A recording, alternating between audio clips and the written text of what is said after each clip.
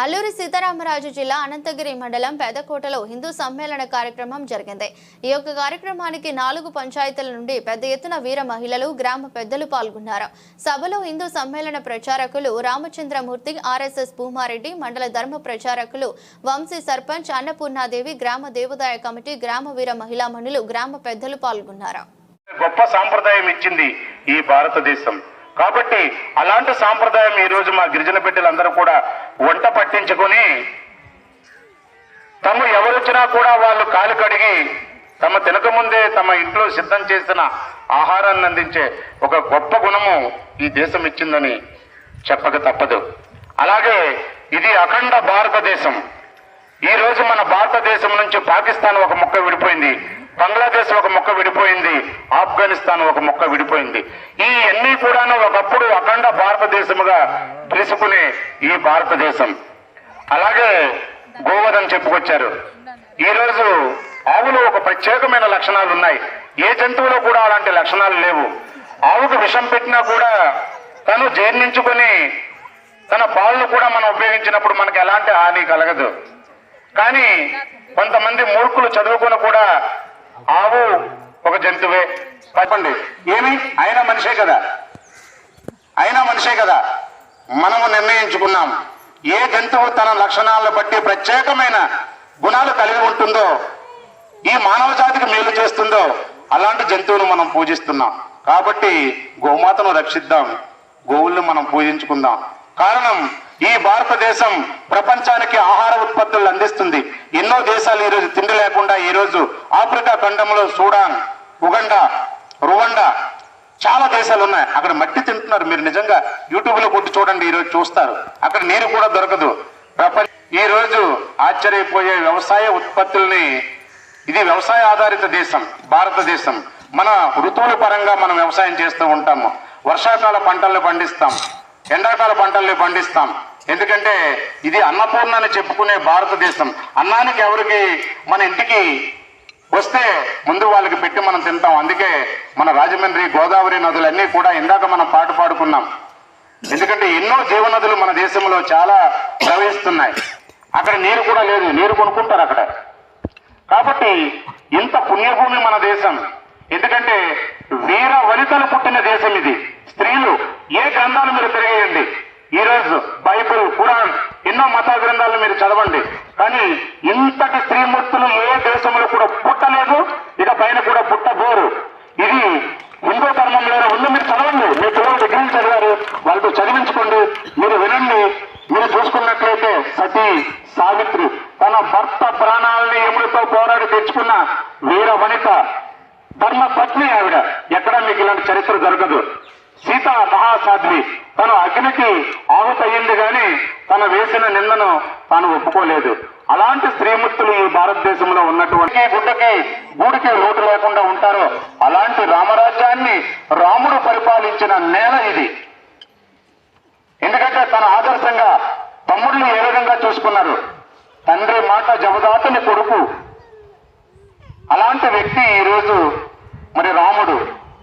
అలా వలసలలో ఉన్న తన భార్యని విడిపించుకొని వచ్చి ధర్మాన్ని రక్షించిన రాముడు.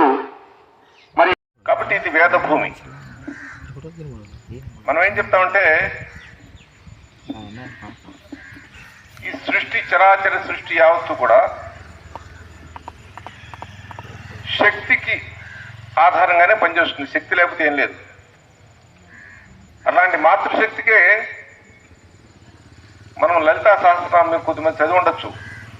శ్రీమాత అని మొదలవుతుంది. శ్రీమాత, శ్రీ మహారాజ్ని, శ్రీమత్ సింహాసనేశ్వరి, చిదగ్నికుండ సంభూత, దేవకార్య సముజ్జత అని ఆ మాతను అట్లా మొదలుపెట్టి ప్రార్థన చేస్తాం. ఈ సృష్టి స్థితి లయాలు చేసేటువంటి బ్రహ్మ విష్ణు మహేశ్వరుని కూడా ఆవిడే సృష్టి చేసింది. కాబట్టి ఈ సృష్టికి నిజానికి ఆ శక్తి స్త్రీ పురుష భేదం లేని శక్తి అయినప్పటికీ కూడా మాతృత్వంగా ప్రకటితమై ఈ సృష్టి కార్యాన్ని ఒక లీలగా ఆవిడ చేసింది. అది కొనసాగుతోంది. ఈ సృష్టిలో మనం సృష్టింపబడి పుట్టిన తర్వాత అనేక రకమైన ఈతి బాధలు పడుతూ ఆనందాలు, సుఖము, దుఃఖము, వెలుతురు, చీకటి, జ్ఞానము, అజ్ఞానము, ఈ రెండు లేకుండా ఒక్కటే ఉంది అన్నవాళ్ళు ఎవరు ఉండరు. ఈ సృష్టిలో ఏది ఉండదు. అయితే ఇట్లాంటి ఇలా జనన మరణ చక్రంలో తిరగకుండా ఉండేటువంటి మోక్షాన్ని కోరుకున్నవాడు ఒక భారతీయుడు, హిందువే. ఇక్కడ ఉన్నదాన్ని సనాతన ధర్మము, సనాతన జీవనం అంటాం. ఆయన పుట్టాడు, వెతుకుంటూ లంక దాకా వెళ్ళాడు, రావణాసుడు సంహారం చేశాడు. ఈ కథలు ప్రతి పల్లెకు తెలుసు. అనాగరికంగా మాత్రం 5 మాత్రం ఉంటారు మనిషి.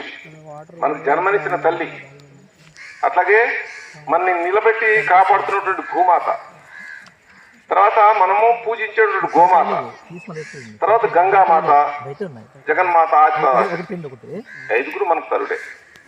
అందుకనే ప్రతి దాంట్లోనూ కూడా మనం మాతృత్వాన్ని చూస్తాం. అలాంటి గొప్ప సంస్కృతి మనది. మనం చాలా శాంతి కాముకులం, ప్రశాంత జీవనం. అట్లాంటి భారతదేశం మీదకి ఈ భారతదేశంలో ఉన్నటువంటి సంపదను కానీ, సంపదకు లోటు లేదు. పౌరుష పరమాత్మనే మనకు ఒక వాదా ఇచ్చాడు, ఒక మాట, ఒక వాదా ఇచ్చాడు.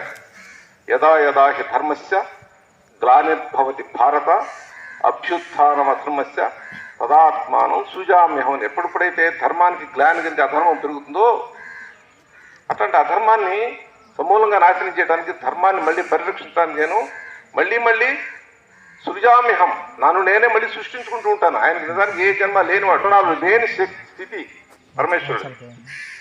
ఆయన దానికోసం నేను మళ్ళీ పుడతానని చెప్పాడు.